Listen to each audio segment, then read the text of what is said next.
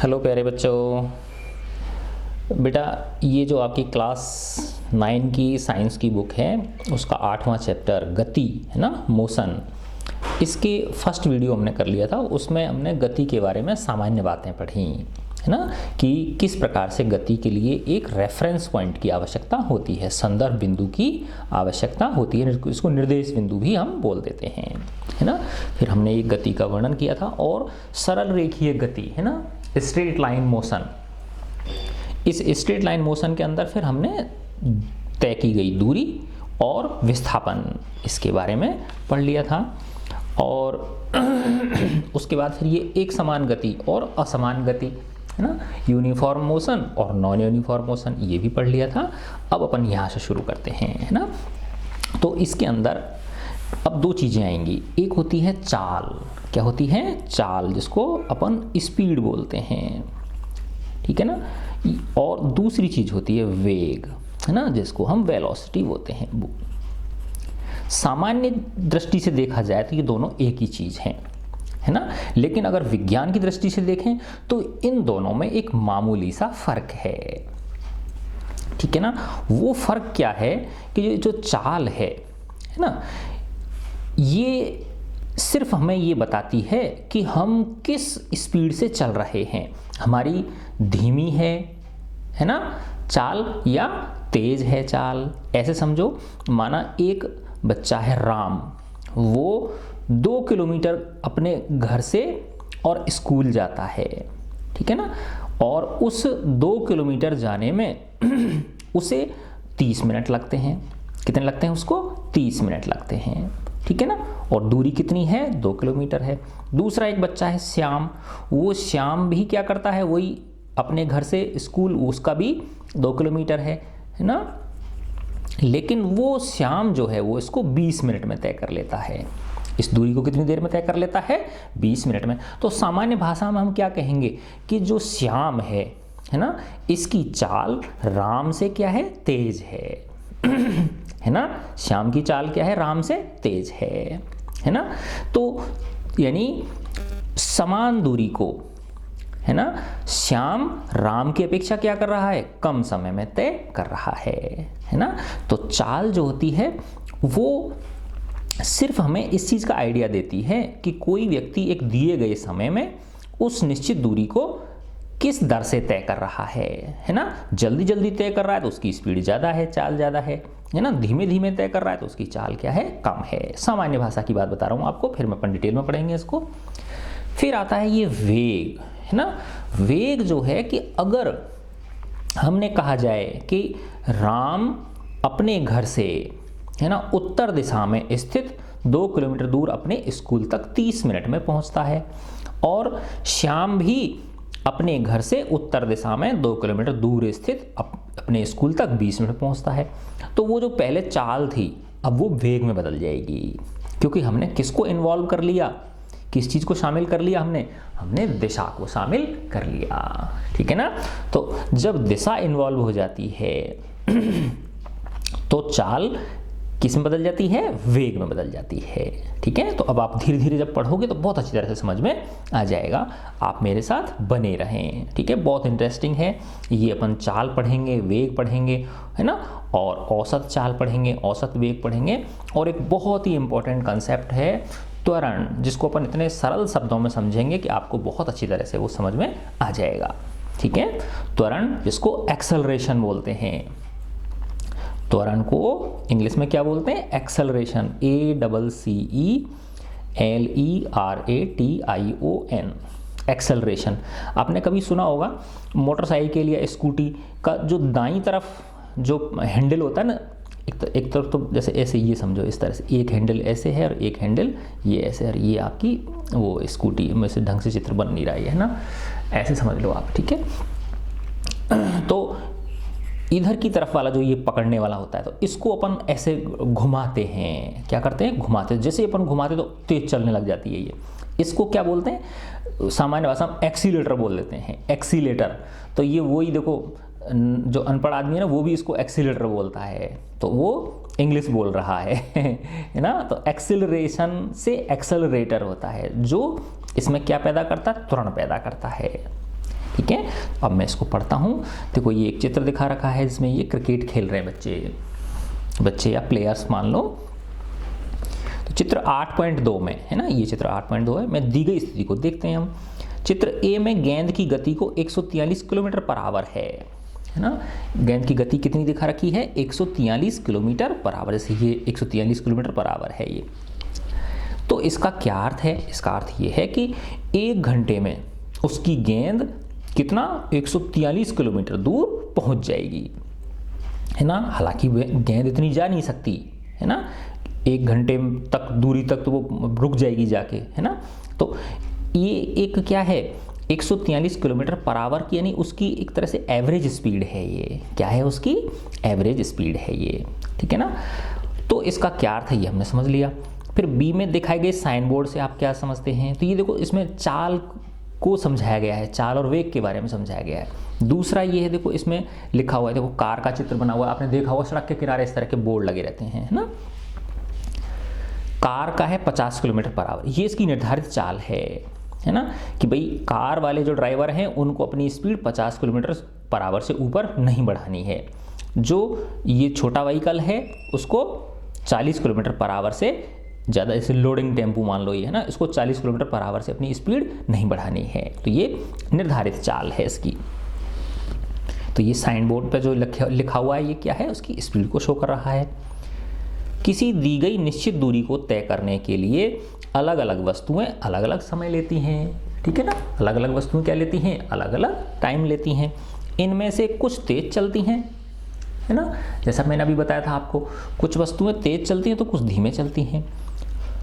वस्तुओं की गति करने की दर अलग अलग हो सकती है, अतः अलग अलग वस्तुएं समान दर से भी गति कर सकती हैं, समान उससे भी चल सकती हैं। वस्तु द्वारा इकाई समय में, अब ये इकाई समय बार बार बच्चे सोचते पता नहीं इकाई समय क्या है।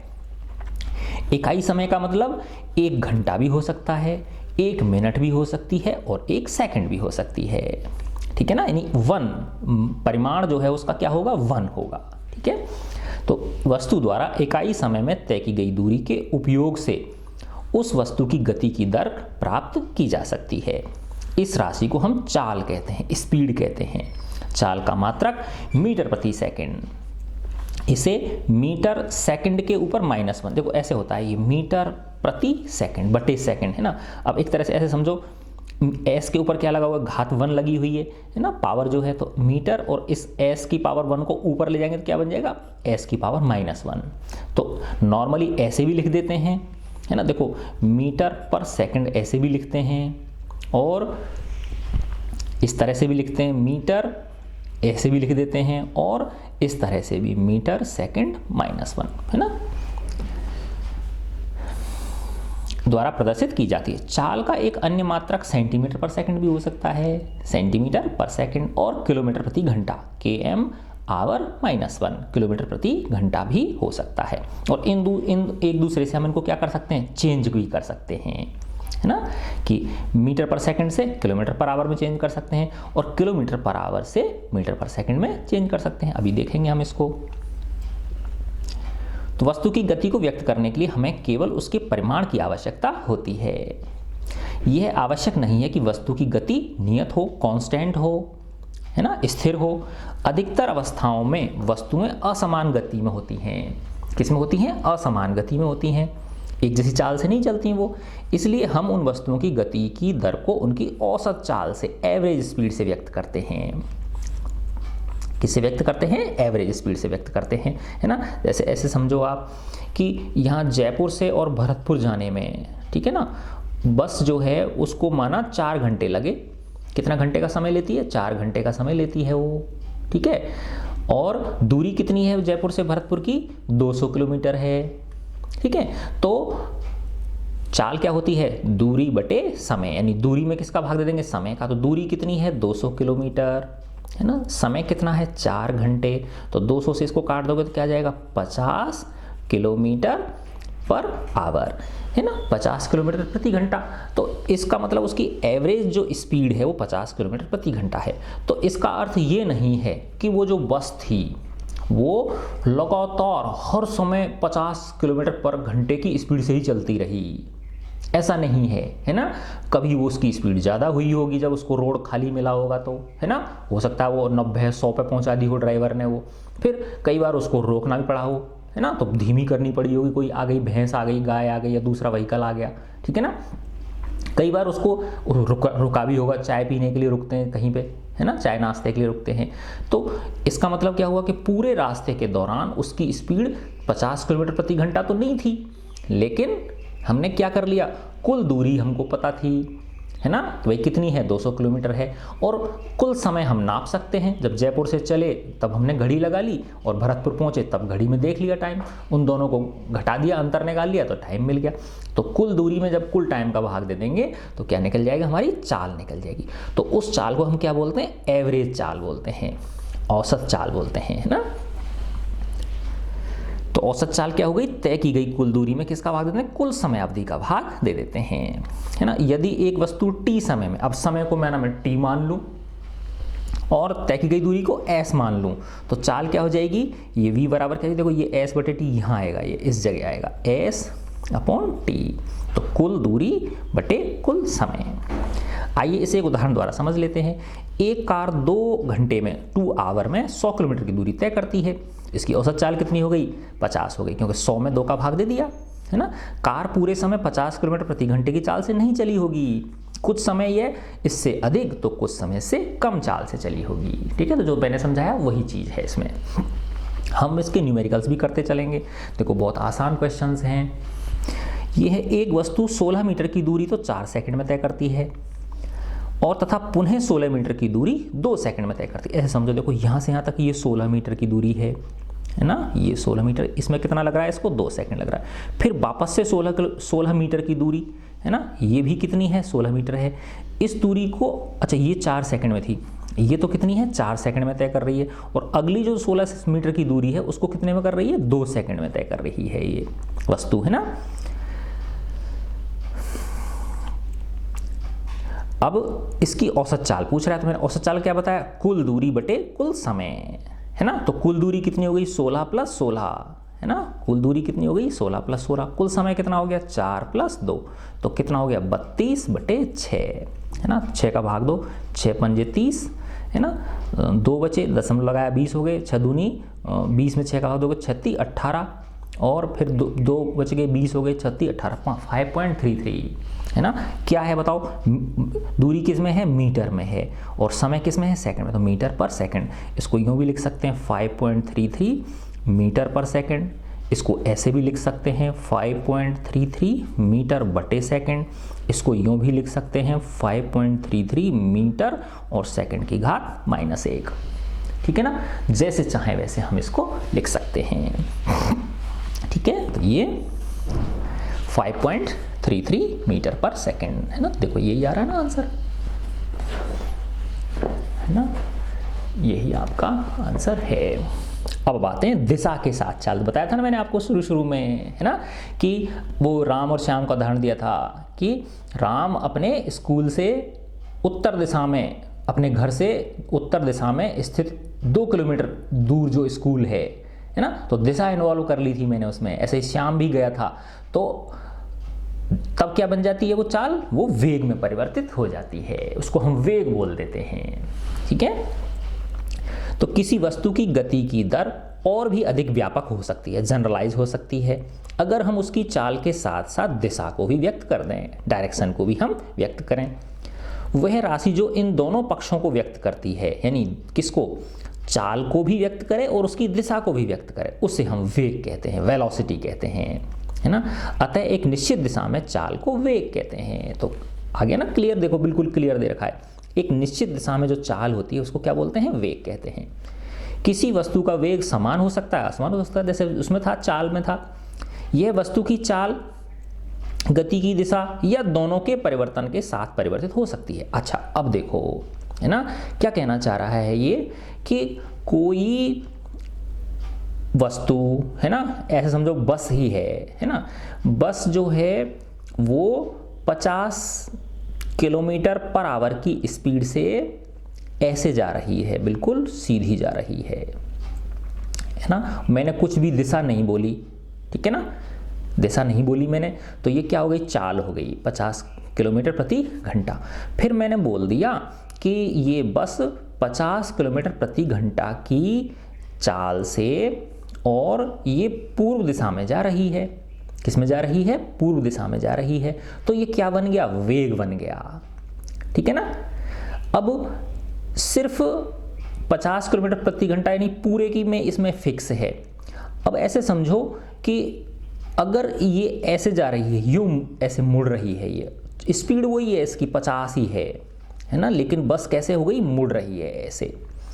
तो भले ही इसकी स्पीड 50 किलोमीटर प्रति घंटा हो, लेकिन क्या हो गई, इसकी दिशा बदल गई। तो दिशा बदलते ही वेग में क्या आ गया, परिवर्तन आ गया, है ना। वेग में क्या आ गया, पर भले ही उसकी स्पीड वही है, भले ही स्पीड कितनी है, 50 किलोमीटर प्रति घंटा ही है, लेकिन अगर उसकी दिशा बदल रही है तो इसका मतलब वेग में परिवर्तन हो रहा है। तो देखो, वेग में परिवर्तन किससे हो सकता है, अगर उसकी स्पीड बदल रही है, चाल बदल रही है, माना 50 थी अब 40 हो गई, तो वेग में परिवर्तन आ गया, है ना। या स्पीड वही है, सिर्फ दिशा बदल रही है ना, स्पीड सेम है, सिर्फ दिशा बदल, तो भी वेग में परिवर्तन आ गया। और दोनों चीज़ भी हो सकती है, यानी उसकी 50 से 40 भी हो गई और दिशा भी बदल गई, तो भी वेग में परिवर्तन आ जाता है। आई बात में, तो यही कहना चाह रहा है। ऐसे देखो, जब कोई वस्तु वृत्ताकार पथ में घूमती है, ऐसे घूमती है, तो देखो हर सेकंड उसकी दिशा बदल रही है कि नहीं बदल रही है, हर सेकंड उसकी दिशा क्या हो रही है, बदल रही है ना।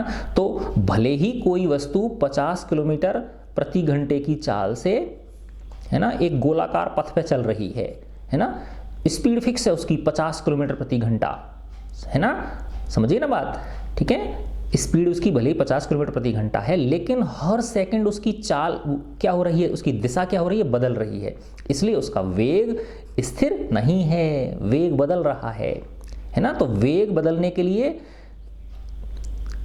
उसकी स्पीड भी बदल सकती है, तो भी हम वेग में परिवर्तन कह देंगे, उसकी दिशा बदल रही है तो भी उसमें वेग में परिवर्तन हम बोल देंगे।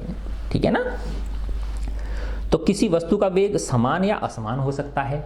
वेग क्या हो सकता है, समान भी हो सकता है और असमान भी हो सकता है। यह वस्तु की चाल, गति की दिशा या दोनों के परिवर्तन के साथ परिवर्तित हो सकती है। जब एक वस्तु सीधी रेखा में बदलती हुई चाल के साथ गति कर रही है, तो हम इसके गति की दर के परिमाण को औसत वेग से व्यक्त करेंगे। जैसे उसमें औसत चाल निकाली थी हमने, है ना, इसकी गणना औसत चाल की गणना के समान ही होती है ना। अब देखो, यदि वस्तु का वेग समान रूप से परिवर्तित हो रहा है, वेग क्या हो रहा है, समान रूप से परिवर्तित हो रहा है, तब दिए गए प्रारंभिक वेग और अंतिम वेग के अंकगणितीय माध्य सम ले लेंगे, इसका एवरेज ले लेंगे, के द्वारा औसत वेग प्राप्त किया जा सकता है। तो औसत वेग क्या हो जाएगा, प्रारंभिक वेग प्लस अंतिम वेग बटे 2। यानी, लेकिन इसके लिए क्या चीज़ होनी चाहिए, जरूरी है कि वेग समान रूप से परिवर्तित होना चाहिए।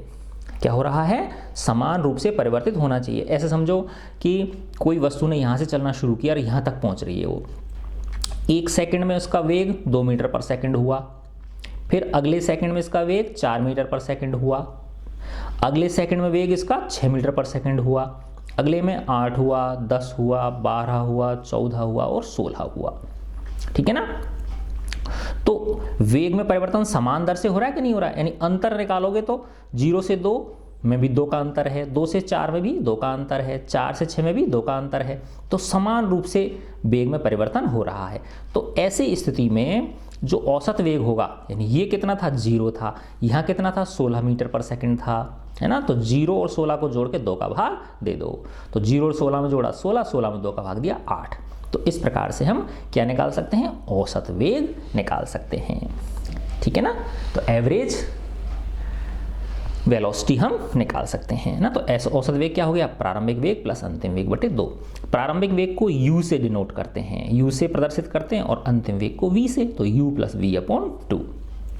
तो VAV का मतलब होता है एवरेज। यहाँ VAV औसत वेग है, u प्रारंभिक वेग है, v वस्तु का अंतिम वेग है। चाल तथा वेग दोनों का मात्रक सेम होता है, मीटर पर सेकंड या मीटर पर सेकंड, बस सिर्फ किसका अंतर होता है, दिशा का अंतर होता है। ठीक है। अब अपन आते हैं ये क्रियाकलाप है ना। तो ये देखो अपन कर सकते हैं इस चीज़ को। अपने घर से बस स्टॉप या स्कूल जाने में लगे समय को नाप सकते हैं। टाइम को तो नाप ही सकते हैं, अपन घड़ी लगा ली हमने। यदि आप मान लें कि आपके पैदल चलने की औसत चाल 4 किलोमीटर प्रति घंटा है, तो ये चाल दे रखी है, तो अपने घर से बस स्टॉप या स्कूल की दूरी का आकलन कीजिए। तो देखो ये चाल है और समय आपने नाप लिया है ना, दूरी निकाल सकते हो है ना। चाल बराबर क्या होता है, चाल बराबर होता है दूरी बटे समय, ठीक है ना। इसके नीचे 1 लगा लिया, तो समय गुणा चाल बराबर क्या हो गया, दूरी है ना। तो दूरी गुणा 1 बराबर क्या आ जाएगा, चाल गुणा समय, ठीक है ना। तो अगर माना ये तो कितना है, 4 किलोमीटर प्रति घंटा है, ठीक है ना। और अगर माना आपको जाने में कितना समय लगा, 30 मिनट समय लगे, घड़ी से आप गए घर से स्कूल, कितना लगा, 30 मिनट का समय लगा, तो दूरी कितनी हो जाएगी, चाल गुणा समय। तो चाल तो कितनी है, 4, और समय कितना है, 30 मिनट को 1/2 घंटा लिख सकता हूँ मैं।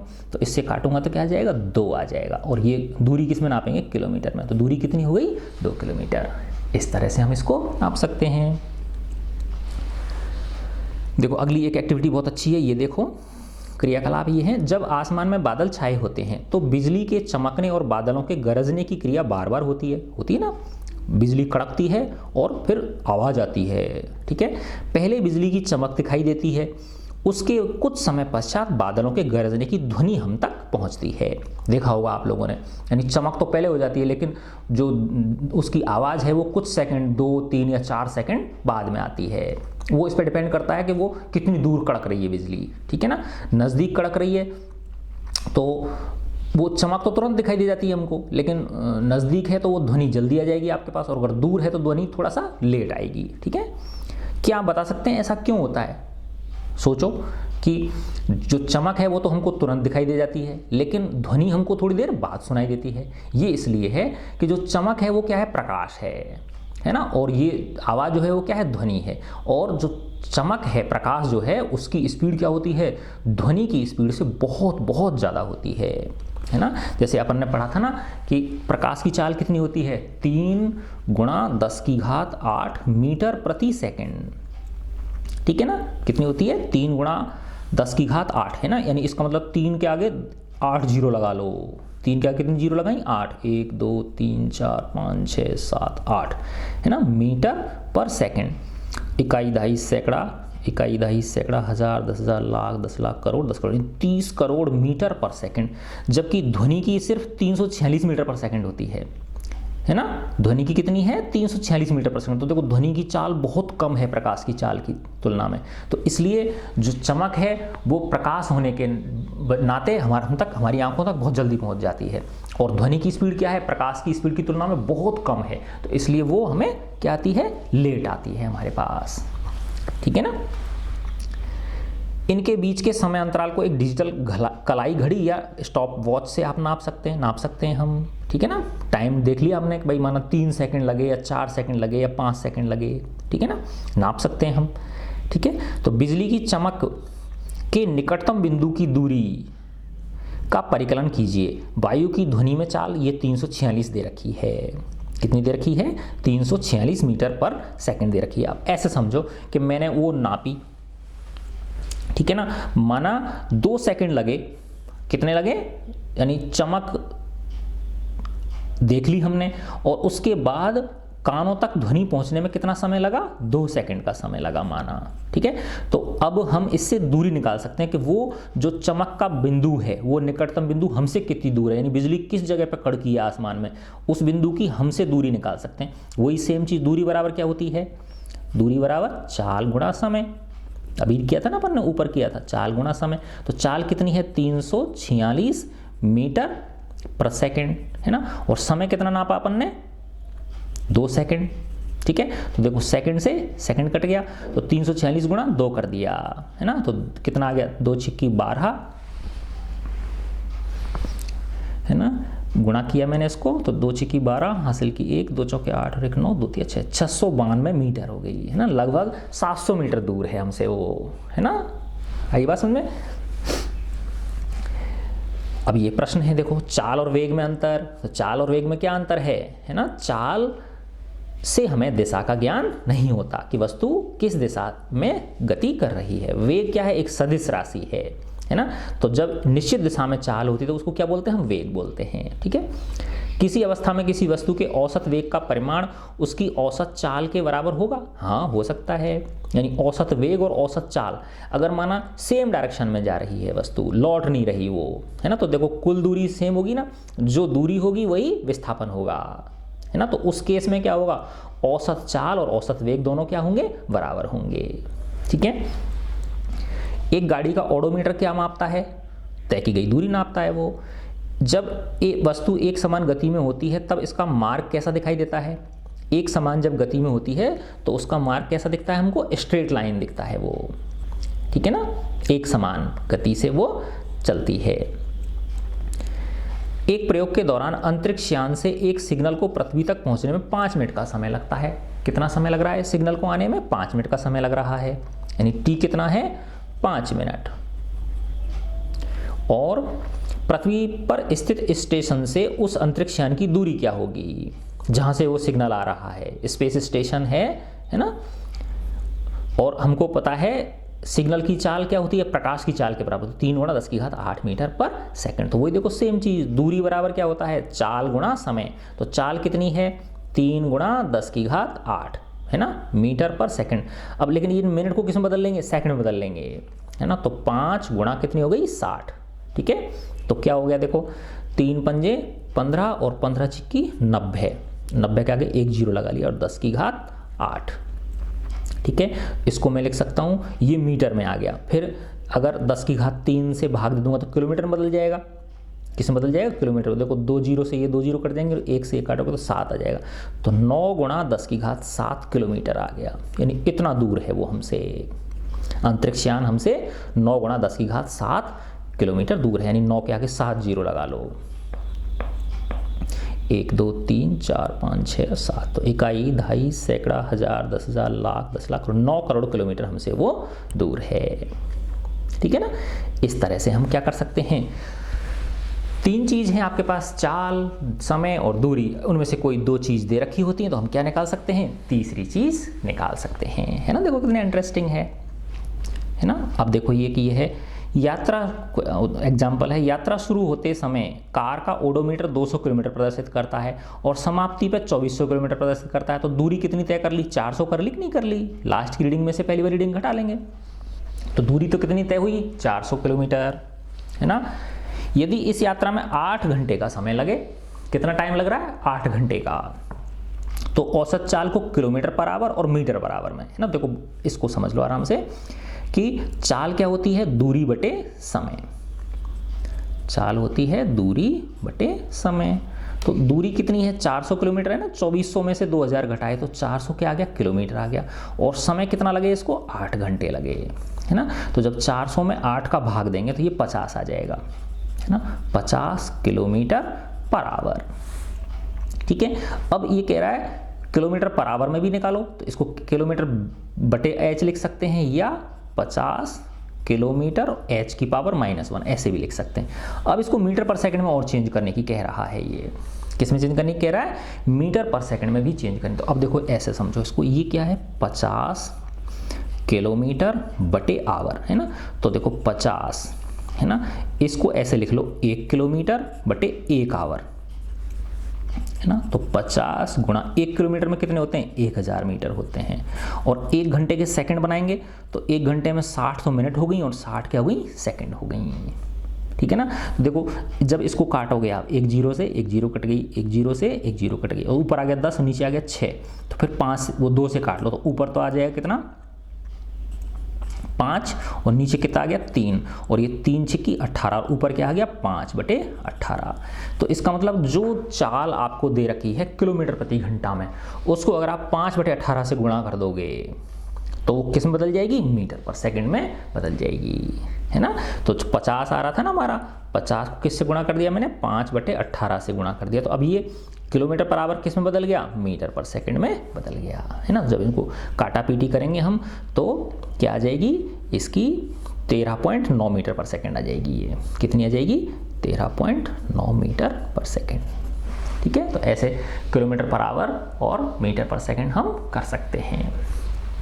अगर मीटर पर सेकंड दे रखी हो चाल और किलोमीटर पर आवर निकालना हो तो इसका उल्टा कर देते हैं। देखो ध्यान से सुनो कि अगर मीटर पर सेकंड में दे रखी हो चाल, मीटर प्रति सेकंड में, और किस में निकालनी हो, किलोमीटर प्रति घंटा में निकालनी हो, तो फिर उल्टा कर दो, यानी 18/5 से गुणा कर दो उसको, तो वो मीटर पर सेकंड से किस में बदल जाएगी, किलोमीटर प्रति घंटा में बदल जाएगी, है ना। अभी अगला एग्जाम्पल देखो। ऊषा 90 मीटर लंबे तालाब में तैरती है। वह एक सिरे से दूसरे सिरे तक एक सरल रेखीय पथ पर जाती है और वापस आ जाती है। 90 मीटर गई और 90 मीटर वापस आ गई। इस दौरान वह कुल 180 मीटर की दूरी 1 मिनट में तय करती है। तो दूरी तो कितनी हो गई, 180 मीटर हो गई, और समय क्या है, 1 मिनट। तो मिनट के सेकंड बनाओगे तो कितने हो गए, 60, है ना। तो दूरी तो हो गई 180 और समय कितना हो गया, 60, है ना। तो मीटर पर सेकंड में कितनी हो गई चाल इसकी, 0 से 0 कट गया, 3 मीटर पर सेकंड, तो क्या हो गई इसकी चाल हो गई।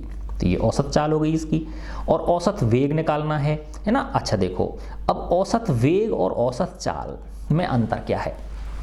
औसत चाल तो क्या होती है, कुल दूरी में कुल समय का भाग दे दो, है ना। और औसत वेग में क्या होता है, कुल विस्थापन बटे कुल समय, है ना। औसत वेग क्या हो गया, कुल विस्थापन बटे कुल समय। अब इसका कुल विस्थापन कितना हुआ बताओ, 0, क्योंकि जहां से गई 90 मीटर ऐसे गई थी तैरने के लिए और वापस 90 मीटर आ गई, तो यहीं आ गई कि नहीं आ गई। तो इसका मतलब कुल विस्थापन क्या है इसका, 0 है। तो 0 में जब समय 60 सेकंड का भाग दोगे तो वापस क्या आएगा, 0 आएगा। तो इसका औसत वेग 0 है। और औसत चाल कितनी है इसकी, 3 मीटर पर सेकंड है, ठीक है ना। अब अपन आते हैं, एक बहुत इंपॉर्टेंट कंसेप्ट है वेग में परिवर्तन की दर। मजा आ जाएगा आपको, देखो, है ना। आप मेरे साथ टिके रहिए, बने रहिए, ठीक है। वेग में परिवर्तन की दर, है ना, चेंज इन वेलोसिटी, जिसको त्वरण आ जाता है, क्या बोलते हैं हम, त्वरण, एक्सेलरेशन, है ना। ये रहा त्वरण। ऐसे समझो इसको, साधारण से शब्दों में ऐसे समझो आप कि यहां से एक बच्चा दौड़ना शुरू करता है। क्या करता है, इस जगह से एक बच्चा है वो दौड़ना शुरू करता है, ठीक है ना। 1 सेकंड में ना, 1 सेकंड में उसने दूरी तय कर ली, माना 5 मीटर। कितनी दूरी तय कर ली, 5 मीटर दूरी तय कर ली 1 सेकंड में, फर्स्ट सेकंड में। फिर अगले सेकंड में उसने दूरी तय कर ली 10 मीटर। क्या है, 10 मीटर दूरी तय कर ली। ये सेकंड हो गया, ये फर्स्ट सेकंड, ये दूसरा सेकंड। तीसरे सेकंड में उसने क्या कर ली, माना 20 मीटर दूरी तय कर ली, है ना। देखो हर सेकंड में तय की गई दूरी क्या हो रही है, बढ़ रही है उसकी, यानी स्पीड क्या करता जा रहा है, वो बढ़ाता जा रहा है अपनी, ठीक है ना। यानी 1 सेकंड में, फर्स्ट सेकंड में कितना चला, वो 5 मीटर चला, है ना। दूसरे सेकंड में कितना चला, वो 10 मीटर चला, है ना। तीसरे सेकंड में कितना चला, वो 20 मीटर चला। अगर ऐसे होता, फर्स्ट सेकंड में 5 मीटर चला, दूसरे सेकंड में भी 5 मीटर चला, तीसरे सेकंड में भी 5 मीटर चला, तो उसका जो वेग था वो समान था। वेग जो था वो क्या हो रहा था, समान दर से परिवर्तित हो रहा था, है ना। वेग क्या हो रहा था, समान था, ठीक है ना। कांस्टेंट यूनिफॉर्म वेलोसिटी था ना, जैसे देखा था अपन ने, एक समान वेग से गति कर रहा था वो। लेकिन यहां उसका वेग क्या है, समान नहीं है। वेग में क्या हो रहा है, परिवर्तन हो रहा है। वेग में क्या हो रहा है, परिवर्तन हो रहा है, ठीक है ना। तो जैसे ही दौड़ लगाते हैं हम, तो पहले थोड़ा धीरे दौड़ते हैं, फिर और तेज दौड़ते हैं, फिर और तेज दौड़ते हैं, है ना। ऐसे ही दूसरा उदाहरण देखो, रेलगाड़ी जो होती है, रेलगाड़ी जब जैसे ही स्टेशन से चलना शुरू करती है तो तेज चलती है और तेज चलती है और तेज चलती है और तेज चलती है, फिर अपनी फुल स्पीड पकड़ लेती है वो, है ना। फुल स्पीड पकड़ ली, फिर कुछ दूरी तक वो उसी स्पीड से, सेम स्पीड से चलेगी, है ना। फिर उसके बाद अगला स्टेशन आने वाला होता है तो ब्रेक लगाता है फिर ड्राइवर, तो फिर स्पीड कम होगी, फिर और कम होगी, फिर और कम होगी, और फिर तुरंत रुक जाएगी, है ना।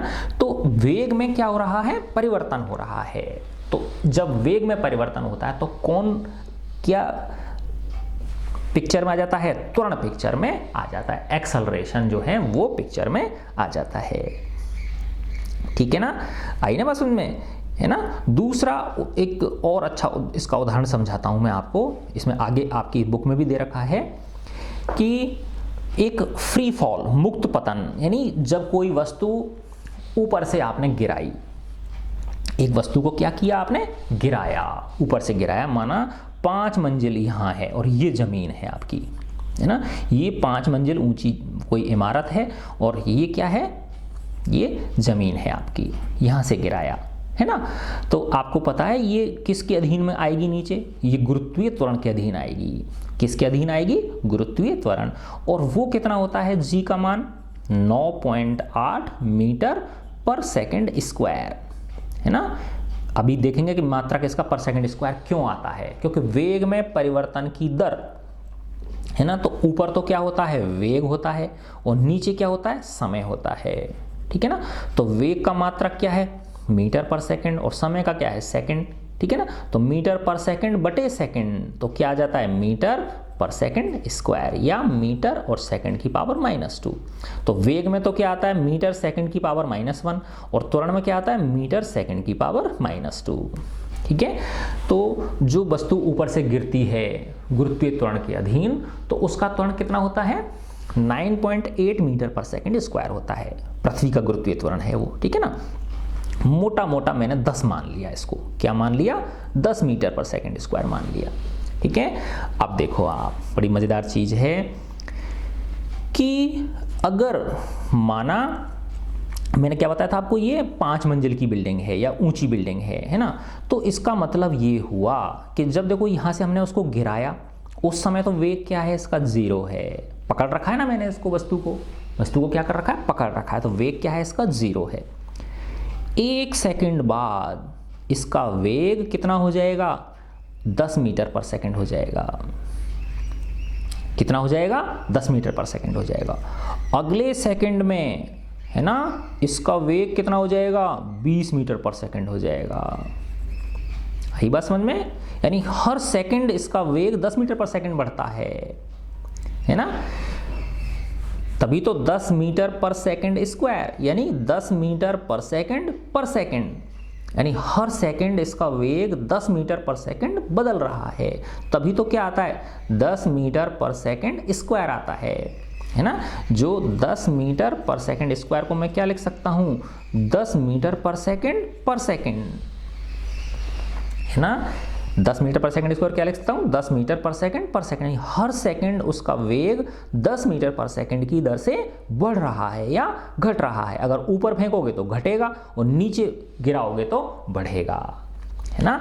तो 1 सेकंड बाद अगर आप उसका वेग नापोगे तो कितना हो जाएगा, 10 मीटर पर सेकंड हो जाएगा। 2 सेकंड बाद अगर आप उसका वेग नापोगे तो 20 मीटर पर सेकंड आ जाएगा, क्योंकि हर सेकंड उसका वेग 10 मीटर पर सेकंड बढ़ेगा।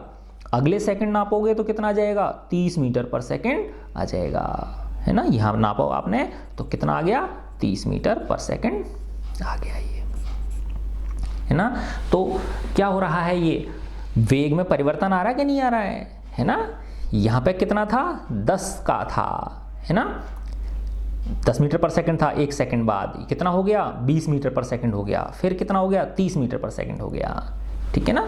तो वेग में परिवर्तन, तो देखो ऐसे बिल्कुल आराम से आसान शब्दों में समझो आप, है ना, कि एक वस्तु अगर समान समय में, है ना, समान दूरी तय कर रही है, ठीक है ना, जैसे 1 सेकंड में 5 मीटर, अगले सेकंड में भी 5 मीटर, अगले सेकंड में भी 5 मीटर, अगले सेकंड में भी 5 मीटर, तो ये क्या चल रही है, समान चाल से चल रही है ना, बिल्कुल एक जैसी उससे जाती दिखेगी आपको, ठीक है ना।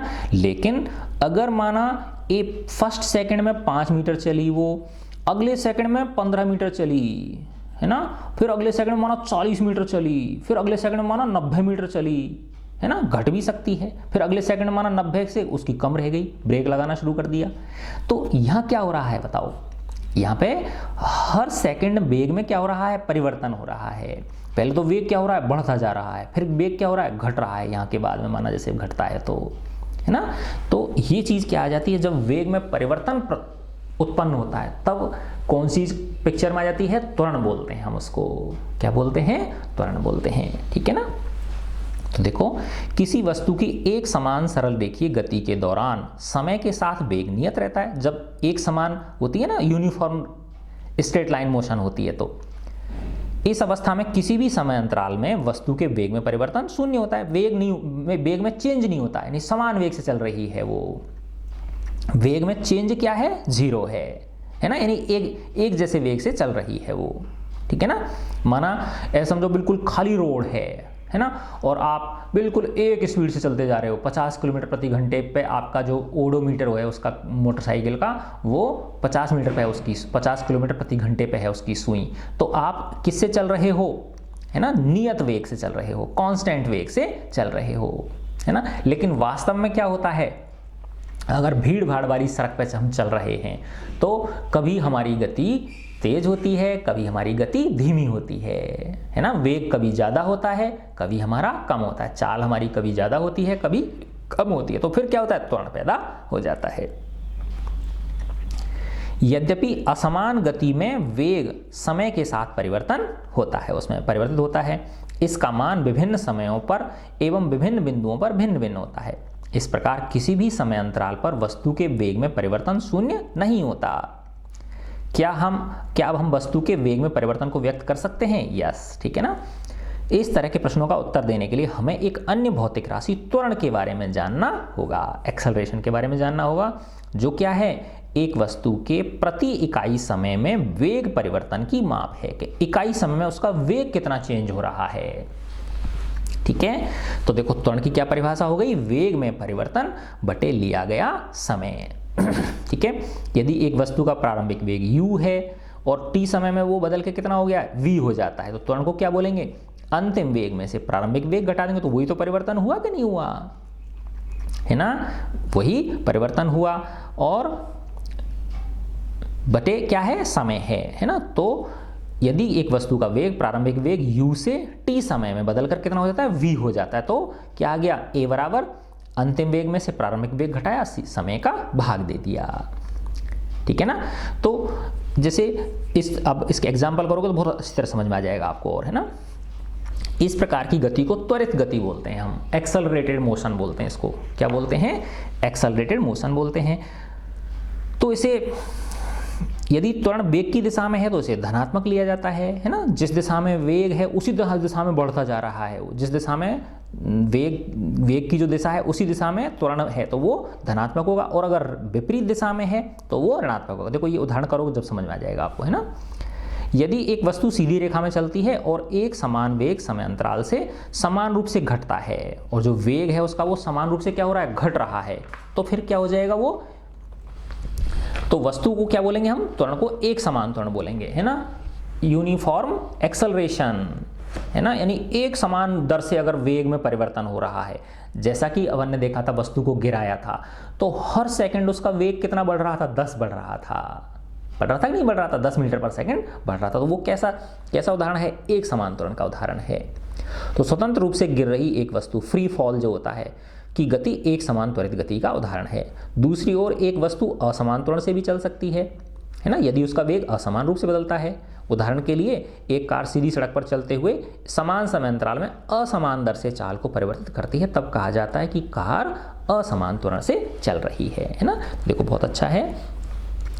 क्या आप दैनिक जीवन में निम्न गतियों देखते हैं, गति की दिशा में त्वरण है ना, जैसे माना स्टेशन से रेलगाड़ी ने चलना शुरू किया, है ना, तो वो जिस दिशा में जा रही है, वेग है, उसी दिशा में त्वरण बढ़ रहा है कि नहीं बढ़ रहा है उसका। त्वरित गति की दिशा के विरुद्ध है, त्वरण जो है वो गति की दिशा के विरुद्ध है। इसका मतलब ब्रेक लगा दिए गाड़ी ने, पहले तेज चल रही थी अब उसकी स्पीड कम होती जा रही है ना, क्या हो रही, तो वो क्या हो गया, विरुद्ध हो गया। एक समान त्वरण, इसका मतलब जब वो गिर रही है ऊपर से या ऊपर फेंक रहे हैं, और असमान त्वरण यानी भीड़ भाड़ वाले इलाके में हम चल रहे हैं, है ना। तो ये इनके एक एक उदाहरण हो गए। अच्छा अब देखो ये बहुत एक एग्जाम्पल है। विराम अवस्था से राहुल अपनी साइकिल से चलना शुरू करता है ना, विराम अवस्था से चलना शुरू किया और 30 सेकंड में 6 मीटर पर सेकंड का वेग प्राप्त कर लेता है ना। देखो यहाँ से चलना शुरू किया उसने, है ना, और समय कितना लिया, 30 सेकंड, और यहाँ इसका वेग कितना हो गया, 6 मीटर पर सेकंड हो गया। यहाँ पे क्या था, विराम अवस्था में था तो 0 मीटर पर सेकंड था इसका वेग, ठीक है। तो 0 मीटर पर सेकंड से 30 सेकंड के बाद इसका वेग कितना हो गया, 6 मीटर पर सेकंड हो गया, ठीक है। फिर कह रहा है 30 सेकंड में 6 मीटर पर सेकंड वेग प्राप्त कर लेता है। वह इस प्रकार ब्रेक लगाता है कि साइकिल का वेग अगले 5 सेकंड में कम होकर 4 मीटर पर सेकंड होता है। अब उसने ब्रेक लगा दिए, ठीक है ना, और 5 सेकंड में है ना 5 सेकंड में, यानी यहाँ से लेके यहाँ तक ये कितना समय है, 5 सेकंड का समय है। और अब इसका वेग कितना रह गया, 4 मीटर पर सेकंड रह गया। तो देखो दो गति हो गई ना, एक तो यहाँ से लेके यहाँ तक, इसको मैं ए बिंदु मान लेता हूँ, इसको बी मान लेता हूँ और इसको सी मान लेता हूँ। ठीक है, दोनों स्थितियों में साइकिल के त्वरण की गणना करनी है। देखो दोनों स्थिति क्या हो गई, ए से बी तक, तो ए से बी तक प्रारंभिक वेग कितना है 0, अंतिम वेग कितना है 6, तो v माइनस यू करते हैं ना अपन, v माइनस यू बटे टी। तो अंतिम वेग कितना है 6, प्रारंभिक वेग कितना 0 बटे समय कितना लग रहा है 30 सेकंड लग रहा है, तो 6 बटे 30 आ गया, है ना। तो क्या आ गया, दशमलव लगाओगे तो 60 हो जाएगा, 0.2 मीटर पर सेकंड स्क्वायर आ जाएगा, क्योंकि वेग क्या है मीटर पर सेकंड है, समय क्या है सेकंड है ना, मीटर पर सेकंड बटे सेकंड, तो क्या आ जाएगा मीटर पर सेकंड स्क्वायर आ गया। फिर इस वाली देखो बी से सी की बीच की देखो आप, है ना, किसका देखा हमने, बी से सी के बीच का। तो यहाँ प्रारंभिक वेग कितना है 6 और अंतिम वेग कितना 4, तो हमेशा हम अंतिम वेग में से प्रारंभिक वेग घटाएंगे, v माइनस यू घटाएंगे, है ना। ऐसा नहीं कि ये बड़ा है तो इसमें से इसको घटा देंगे, ये अब यहाँ से लेके यहाँ तक की जो दौरान की गति है उसके लिए ये u जो है ये हो गया और v ये हो गया, है ना। तो अब क्या हो जाएगा 4 माइनस 6 बटे समय कितना है 5 सेकेंड, तो ये क्या है मीटर पर सेकंड है और ये क्या है सेकंड है। तो 4 माइनस 6 कितना हो गया -2 बटे 5 मीटर पर सेकंड स्क्वायर। तो इसका मतलब माइनस, और ये 10 में लगाओगे तो 20 हो जाएगा, 5 चौका 20, तो -0.4 मीटर पर सेकंड स्क्वायर। देखो ऋणात्मक भी त्वरण है ये, है ना। तो अगर पहले वेग ज़्यादा है बाद में कम हो गया तो त्वरण कैसा होगा, ऋणात्मक होगा। अगर पहले वेग कम है बाद में वेग बढ़ गया तो त्वरण कैसा होगा, धनात्मक होगा। ठीक है ना। तो ये दोनों स्थितियां हो गई इसकी। अब इसके प्रश्न देख लेते हैं अपन। वैसे इस वीडियो का समय पूरा हो गया, मेरे इसकी कैपेसिटी 47 मिनट है। ठीक है बच्चों, अब अपन नेक्स्ट अगले वीडियो में करेंगे। God bless you all.